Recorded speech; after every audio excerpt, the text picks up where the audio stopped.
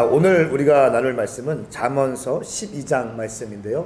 오늘도 오메가 교회 우리 청년들과 함께 인사하겠습니다. 우리 힘차게 할렐루야로 한번 인사합시다. 시작! 할렐루야! 좋습니다. 잠언 말씀을 우리가 볼 때 계속해서 반복되어지는 게 지혜에 대한 이야기죠. 어제 말씀에 또 분별력이 또 나왔습니다. 분별력.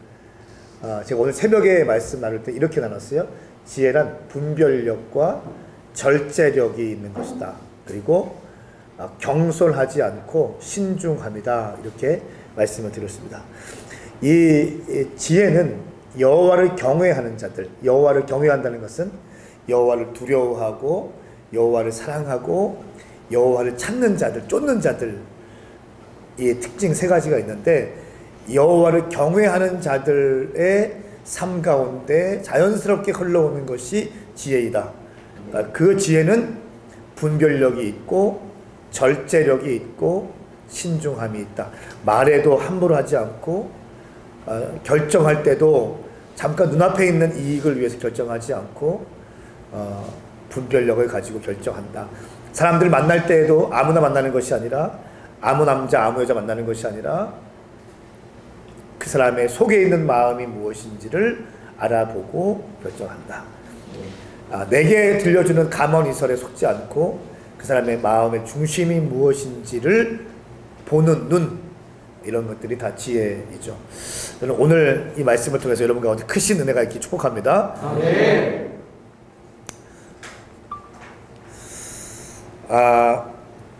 오늘 말씀은 잠언 12장 말씀인데요. 저는 오늘 말씀의 제목 크게를 이렇게 정해보았습니다. 의인과 악인의 특징, 의인과 악인의 특징이라고 할 수 있습니다. 크게는 두 단락으로 나눠보았는데요. 1절부터 12절까지는 의인의 결실과 악인의 소멸, 의인의 결실과 악인의 소멸. 13절부터 23절까지는 입의 열매,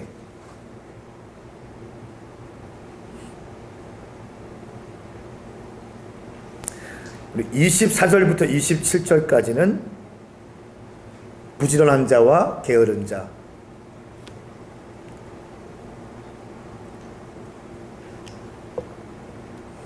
먼저 1절 말씀 우리 함께 읽겠습니다. 시작! 훈계를 사랑하는 사람은 지식을 사랑하지 않지만 꾸지람을 싫어하는 사람은 짐승과 다를 바 없다. 아멘. 훈계의 중요성을 이야기하고 있습니다. 또 수용성의 중요성입니다. 훈계를 받는 때의 태도. 요즘 젊은이들은 훈계 받는 거 싫어합니다. 그렇죠? 책망하면 교회 떠납니다. 좋은 얘기만 해주기 원하고 자기 귀 즐겁게 괜찮아 너 잘하고 있어 요 얘기만 듣고 싶어 합니다. 절대로 성장이 없습니다. 우리 교회는 그렇게 목회하지 않을 겁니다. 책망을 할 겁니다. 훈계를 해야 됩니다. 오늘 말씀 보십시오. 훈계를 사랑하는 사람은 지혜를 사랑하지만 꾸지람을 싫어하는 사람은 짐승과 다를 바 없다. 그러니까 훈계와 가르침을 미워하는 자들은 짐승이라는 거예요. 짐승. 그러니까 본능에 충실한 것.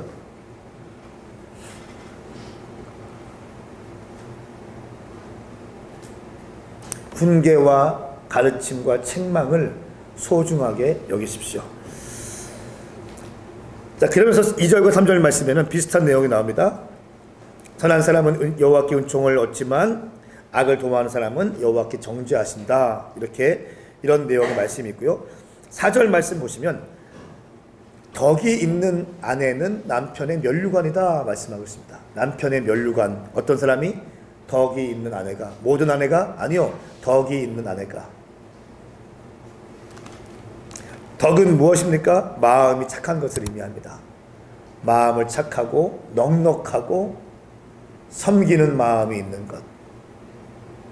나를 희생할 줄 알며 나를 희생하고 가정을 세우고 나를 희생하고 교회를 세울 수 있는 이런 아내. 착한 아내, 덕이 있는 아내는 남편의 면류관이다 라고 말씀하고 있습니다. 반면에 남편을 부끄럽게 하는 아내가 있는데 이 아내는 남편의 뼈를 썩어지게 한대요. 뼈를 썩게 하는 것 같다. 그러니까 결혼했는데 뭔가 좀 이렇게 남편이 얼굴에 근심이 자꾸 많아지고 살이 빠지고 그러면 그 아내를 보셔야 돼요. 남편을 근심하게 하는 아내가 있다는 거예요.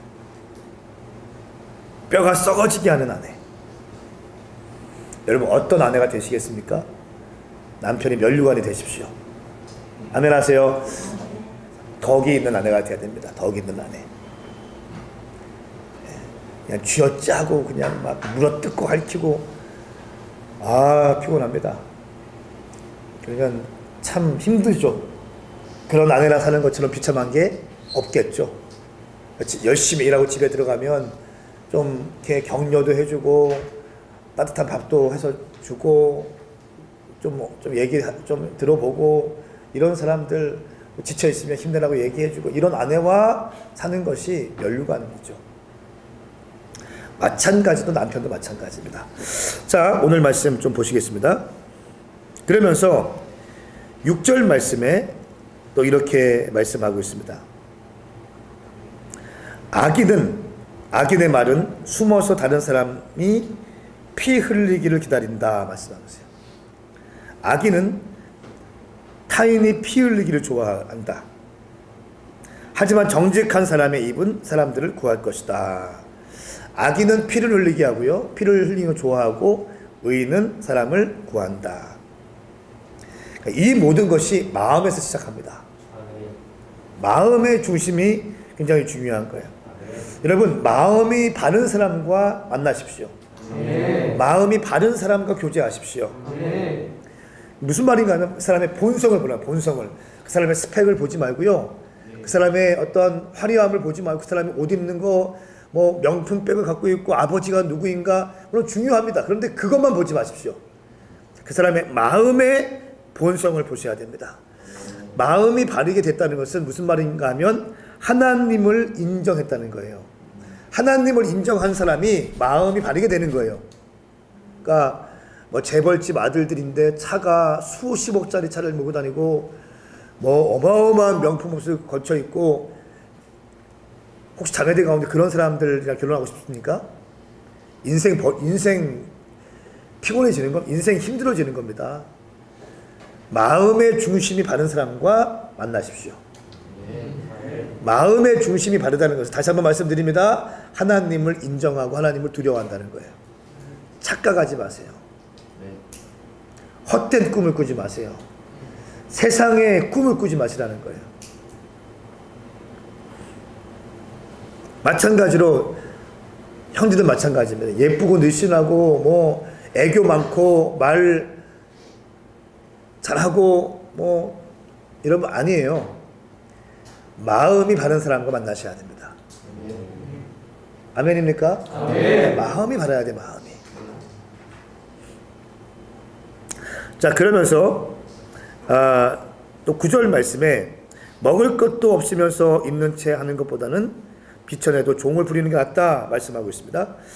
무슨 말인가 하면 남의 칭찬과 인정을 받기 위해서 자존심을 내세우는 사람. 그죠? 참 당신은 그래도 참 이렇게 학자입니다.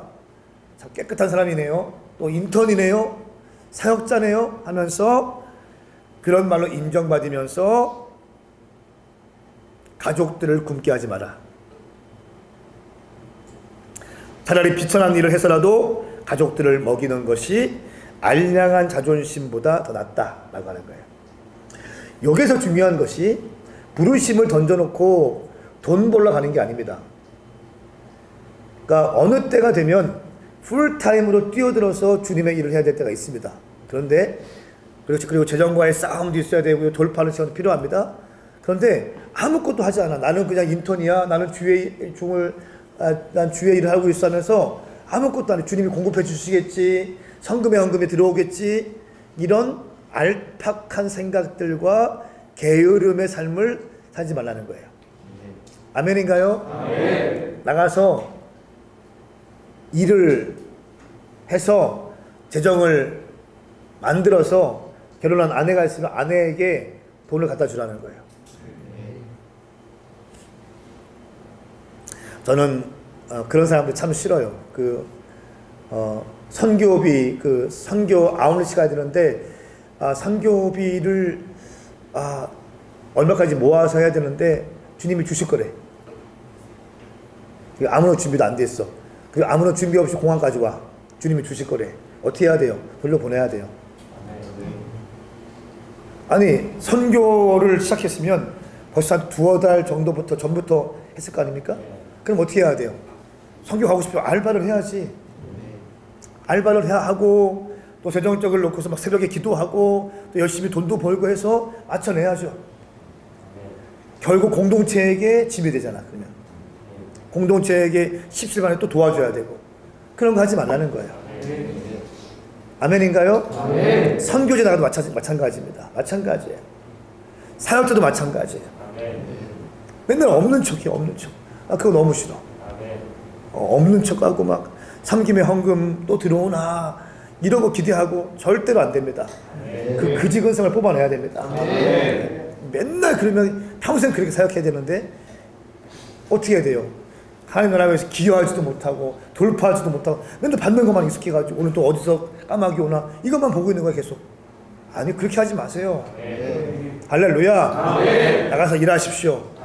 돈을 벌어 오십시오.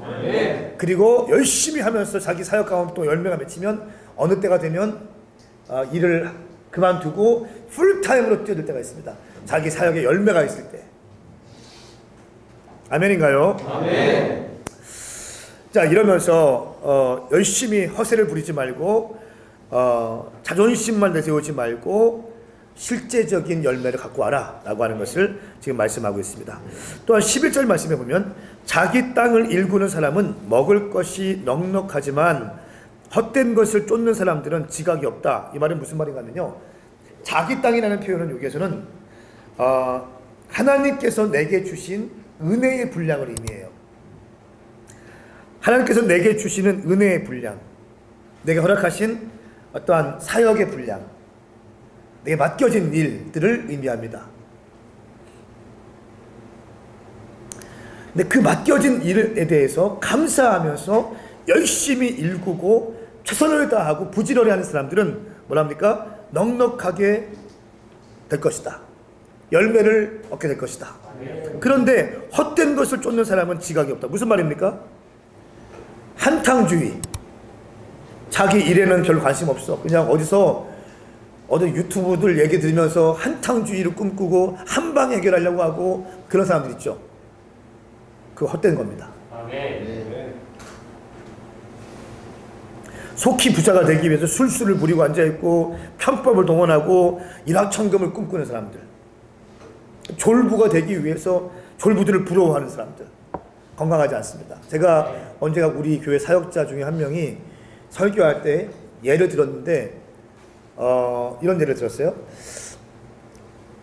자기가 아는 형은 교회만 계속 있었대. 공부해도 공부도 안 하고 교회만 계속 있었대. 근데 한 방에 무슨 뭐 어떻게 돼가지고 매월 수입이 수천만 원 되는 수입을 갖게 됐대. 그거를 간증하더라고. 제가 끝나고 나서 엄청 혼냈겠습니다. 넌 지금 그걸 설교라고 하냐? 그거 지금 예라고 들고 앉아있냐? 그거 아닙니다. 아멘 하세요. 아멘. 최선을 다하고 헌신하고 충성하는 가운데 주님께서 페이버를 부어줄 수 있습니다. 은총을 부어주실 때가 있어요. 근데 그냥 계속 교회만 앉아있어. 잘못된 겁니다. 그러니까 우리가 어느 때가 되면은 열심히 기도하고 막 금식하고 치고 나가고 할 때가 있습니다. 그런데 계속 거기만 주구장창 앉아있는 거야. 일확천금을 받은 거에 대해서 간증한 거, 나는 그거 건강하지 않다고 봅니다. 땀을 흘리십시오. 아멘. 땀을 흘리셔야 됩니다. 아멘. 스스로 개척하십시오. 아멘. 스스로 뚫어내십시오. 아멘. 어디서 도움받을 생각하지 마시고 선교지 나가려고 준비하는 사람 있습니까? 명단에다가 후원자, 나 누가 얼마 줄까, 누가 얼마 줄까 이런 거 적지 마십시오. 절대로 안 됩니다. 아멘. 그런 그지근성들부터 다 뽑아내야 됩니다. 아멘. 그리고 내가 맨 땅에 개척하면서 뚫어내면서 기도하면서 아껴진 일 최선을 다하면서 허드렛 일을 하기 시작하면서 그때부터 주님께서 부어주시는 게 있어요. 아멘. 일확천금 꿈도 꾸지 마세요. 아멘. 자, 그리고 13절부터 23절까지의 말씀 쭉 보면은 이제 입의 열매에 대해서 말씀하고 있습니다. 13절 말씀과 14절 말씀 함께 읽겠습니다. 시작. 악한 사람은 자신의 입술 때문에 죄의 덫에 걸렸지만 의인은 고난에서 빠져나갈 것이다. 사람이 열매 있는 말에 좋은 것으로 배부르고 손이 수고한 만큼 보상을 받을 것이다. 아멘. 네. 자, 악한 사람은 자신의 입술 때문에 죄의 덫에 걸려든다. 왜 그럴까요? 이 악인은요, 마음이 바르지 않기 때문에 그런 거예요. 마음이 바르지 않기 때문에 악한 말이 나오는 거예요. 그리고 그 말 때문에 죄의 덫에 걸려들게 되고, 의인은 고난에서 빠져나갈 것이다. 무슨 말입니까? 의인도 말에 실수할 때가 있죠. 그렇죠? 실언할 때가 있습니다. 그러나 마음의 중심이 하나님을 향하고 있기 때문에 주님께서 건져주신다는 거예요. 마음의 중심이 문제예요.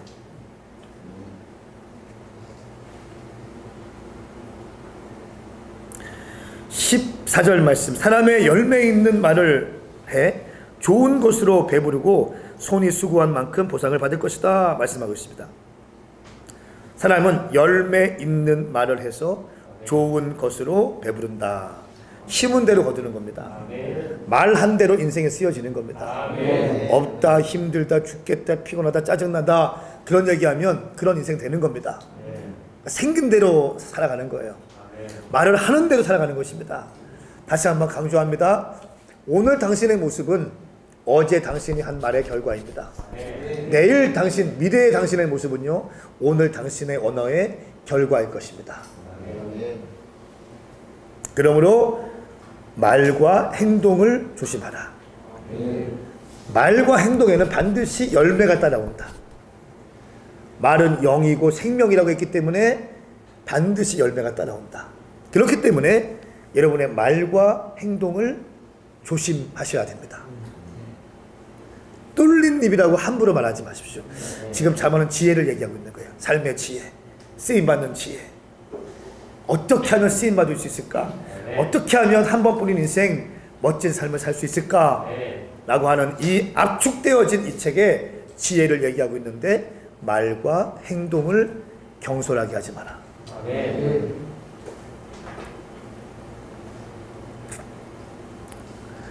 자, 그 다음에 15절 말씀, 16절 말씀 함께 읽겠습니다. 시작. 바보는 자기 길이 옳다고 하지만 지혜로운 사람은 조언에 귀를 기울인다. 어리석은 사람의 분노는 당장에 드러나지만 현명한 사람의 수치를 걷는다. 아멘. 오늘 바보 참 많이 나오죠. 바보. 바보의 특징, 자기의 길이 옳다고 여기는 거예요. 자기 주관에 사로잡혀서 남들의 말을 듣지 못하는 거예요. 심지어 부모님의 말도 무시하게 되고 영적 권위자들의 말도 우습게 여깁니다.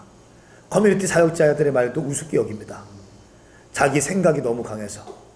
그런 사람 있어요, 없어요? 있습니다. 똑똑한 척은 혼자 다 합니다. 근데 어리석은 사람이라는 거예요.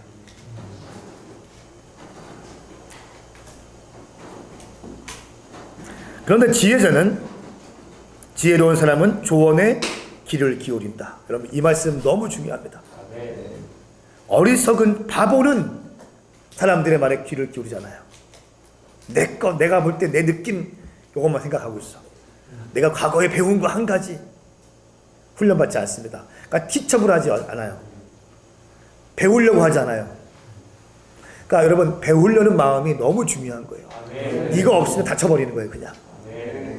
지혜로운 사람은 동역자의 말들에도 귀를 기울이고, 사역자님들의 말에도 귀를 기울이고, 부모님의 말에도 여호와를 경외하는 부모님의 말들을 또 귀를 기울이고 한다는 거예요.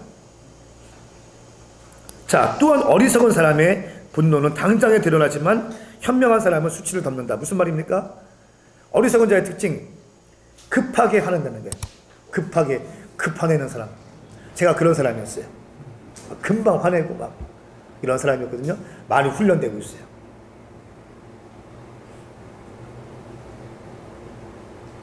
반대 의견을 수용할 수 있는 능력이 없습니다. 이런 사람들은. 감정 조절이 안 되죠. 반대 얘기하면 나를 무시한다고 생각하기 때문에 화부터 내기 시작하는 거죠. 감정 조절 능력이 적어 놓으십시오.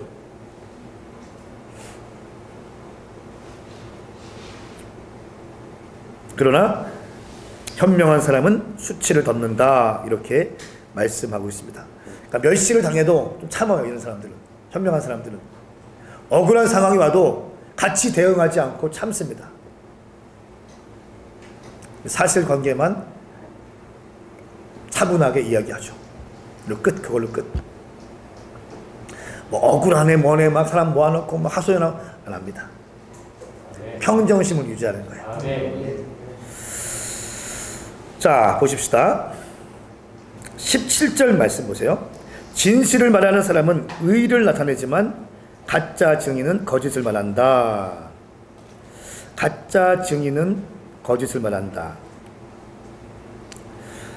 사람들의 말만 듣지 말고 그 사람의 마음의 중심을 보셔야 됩니다. 적어 놓으세요. 말들하는 사람들이 얼마나 많은데요. 말을 막 그냥 뭐 알첨의 말, 기름기 가득한 말, 립서비스가 강한 사람들, 또 유머러스하고 말 막 하는 사람 있잖아요. 별로 좋은데 막 그렇게 많은 사람들은 말 잘하는 사람들, 여기서 말 잘한다는 것은 막 재밌게 하고 웃기게 하고 쉴 새 없이 떠들고 하는 사람 있잖아요. 그런데 그런 겉모습보다 마음의 중심을 보십시오.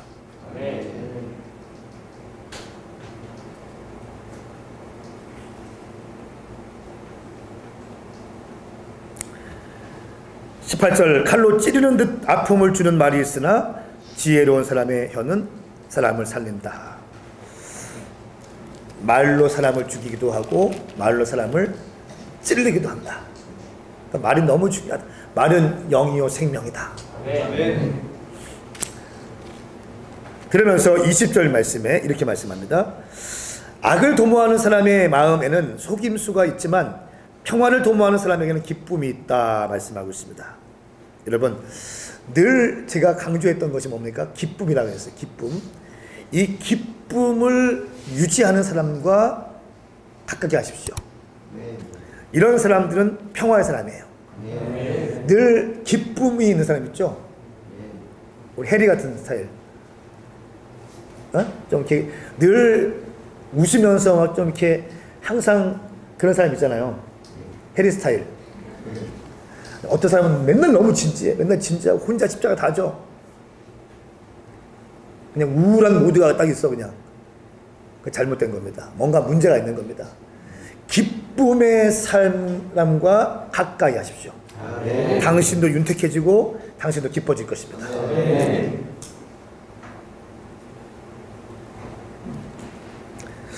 자, 21절 말씀. 의인은 해를 당하지 않지만 악인은 고난을 당할 것이다. 심는 대로 거둔다 라고 하는 것이고요. 또 22절 말씀. 거짓말하는 사람은 여호와께서 싫어하신다. 거짓말하지 말기 적어놓으세요. 거짓말하지 말기. 그러니까 지금 보세요. 목사님이 평상시에 많이 강조했던 얘기 다 나오지 않습니까? 언어생활, 기쁨, 거짓말, 이게요 영적인 중요한 원리이기 때문에 그런 거예요. 지혜자의 삶의 라이프 스타일이 이런 거기 때문에 그런 겁니다. 감정 조절하는 거. 그러니까 작은 거짓말도 제거하십시오. 어떤 사람은 습관적으로 약간 좀 과하게 말하고 습관적으로 거짓말 조금씩 하고 조금씩 보태거나 빼는 사람 있죠. 그런 사람 있죠. 습관적인 사람들. 습관적으로 더하고 빼고 또 분리하면 얘기하지 않고 이런 사람이 있습니다. 그런 작은 습관까지 깨뜨리십시오. 아멘인가요?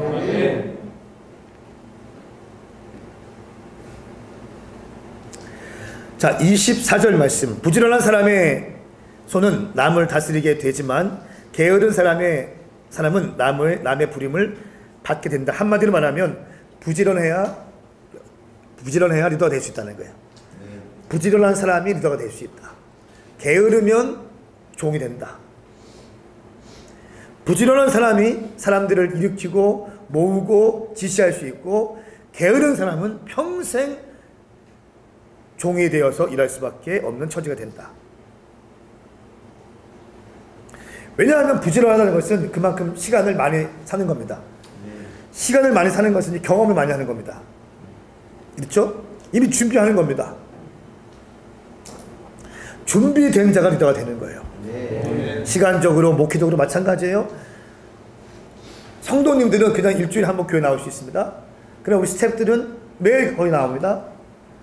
또 퇴근하면 집에 가면 쉴 수 있어요. 그런데 저는 뭡니까? 매일 교회 나오지만 온통 교회 생각으로 가득 차 있어. 나는 끝나는 게 끝나는 시간이 아니야. 어제도 우리 원팀 커뮤니티와 셀리더들과 함께 식사하고 셀 보고받고 좋은 시간 가졌는데 11시에 끝났어요. 집에 가니까. 그때 잠 못 자요. 또 어떻게 킹덤을 준비하고, 또 설교 시리즈를 어떻게 준비하고, 내일 일정 뭐가 있을 것이고, 내가 방송국들과 미팅할 것이 내가 무엇이고, 그거 정리해야 되니까. 퇴근하지만 퇴근이 아니에요. 왜 그럴까요? 이게 리더의 삶이라는 거예요. 자, 27절 말씀 한 절만 같이 읽겠습니다. 시작. 게으른 사람은 그 사냥에 온 것마저 굽지 않으나 부지런한 사람은 귀한 재물을 얻는다. 아멘. 한마디로 말하면 게으른 사람은 먹을 것을 손에 쥐어줘도 귀찮아한다는 거예요. 그러나 부지런한 사람은 재물을 얻게 되어 있다라고 말씀합니다. 잠언서 말씀에 의하면요, 부지런함과 부자는 아주 긴밀하게 연결되어 있어요. 그러니까 부지런한 사람과 부자의 삶은요, 연결되어 있습니다. 여러분 정말 부자가 되고 싶습니까? 부지런해지십시오. 게으르면서 주님 내게 돈 주십시오. 주님 말씀하실 거예요. 부지런해라. 이놈의 새끼들아. 부지런해라. 말씀하실 거예요. 아멘인가요? 아멘. 그러니까 부지런함과 부자는 연결되어 있다는 것입니다. 저는 축복합니다. 여러분의 삶 가운데 이 잠언 말씀을 통해서 정말 지혜로운 인생 될 수 있기를 축복합니다. 저도 잠언 말씀을 공부하면서 너무 행복하고 너무 좋습니다. 제가 지혜가 점점 채워지는 것 같아요. 이 말씀 묵상하고 또 묵상함으로 승리하기를 축복합니다. 기도하겠습니다. 거룩하신 주님 감사합니다. 오늘 이 말씀, 지혜의 말씀이 우리 모든 오메가 교회 또 유튜브로 함께 하시는 모든 분들 가운데 심겨지게 하셔서 지혜로운 인생 되게 하여 주시옵소서. 감사하며 예수님의 이름으로 축복하며 기도하옵나이다. 아멘. 아멘. 사랑하는 여러분, 오늘 이 말씀이 당신에게 도움이 되셨다면 좋아요와 공유를 눌러주십시오. 그리고 이 말씀이 필요한 사람이 있다고 믿어지면 그분에게 이 메시지를 공유해 주십시오. 여러분 오늘도 승리하십시오. 함께 인사합시다. 샬롬. 저는 오늘 말씀을 보면서 이제 어제랑 엊그제랑 계속해서 이어서 이 악인과 의인에 대해서 좀 비교를 하면서 봤었는데, 결국에 오늘 말씀을 봤을 때 14절 말씀에 사람은 열매 있는 말을 해 좋은 것으로 배부르고 손이 수고한 만큼 보상을 받는다라는 말을 통해서 이 의인과 악인의 삶에 대해서 좀 묵상해보게 되었던 것 같습니다. 이제 악인이라고 할 때에 그 사람이 진짜 악한가를 따지는 게 아니라 예수 그리스도를 모르는 상태, 그리고 그 사람이 자기의 나름대로 삶의 지혜를 간구하고 살아가지만 그 모든 일에 있어서 나타난 열매들이 불의하고 악하고 또한 잘못된 이익을 추구하고 이런 것들이 아닐까라는 생각을 좀 하면서, 결국에 우리가 의롭게 살려면, 그리고 하나님이 말씀하시는 지혜 있는 사람이 되려면 먼저는 예수 그리스도를 정확하게 알고, 그리고 우리가 그 하나님의 지혜를 알기 위해서 노력해야 된다는 마음이 가장 먼저 들었던 것 같습니다. 그래서 월요일에는 일용할 양식에 이제 사람과 사람 사이에 필요한 게 지혜이다, 그리고 혼자 살 때는 지혜가 필요 없지만 이 관계 속에서 필요한 게 지혜이고, 두 번째는 어제 말씀에도 그렇다면 내 삶 가운데 어떻게 지혜롭게 살아갈 것인가에 대해서 말씀이 나눴는데, 오늘은 그 26절 말씀처럼 의인은 그 이웃을 바른 길로 이끌어가지만 악인은 그 이웃을 방황하게 만든다라는 말씀이 저에겐 오늘 말씀의 좀 핵심이고 마침표였던 것 같습니다. 나의 삶에 지혜가 다른 사람과 사람 사이에 어떤 하나님께서 원하시는 방향, 그리고 하나님께서 기뻐하시는 것에 대해서 고민하고 살아가게 되지만 결국에는 그것으로 그치지 않고 우리가 세상으로 살아갈 때에 이 지혜로운 저처럼 하나님께서 정말 내 삶에 역사하시는 것처럼 그 사람들에게 바른 길로 이끌어가야 되는데 그것들을 바른 길로 이끌어갈 상태와 힘이 나에게 있나? 그런 것들을 좀 많이 고민을 하면서 나는 사람들을 하나님께로 이끌 수 있는 바른 길을 제시할 수 있는 사람이 되고 싶다라는 생각을 가장 먼저 해보게 되었던 것 같습니다. 결국에 이것이 없을 때 내가 열심을 만약에 내고 내가 노력은 하지만 그 길이 다른 사람을 방황하게 만들고 시험에 들게 만드는 길이 아니라 그 사람들을 하나님께로 이끄는 바른 길로 이끌어갈 수 있는 의인이 되고 싶다라는 생각을 말씀을 통해서 좀 해보게 되었던 것 같습니다.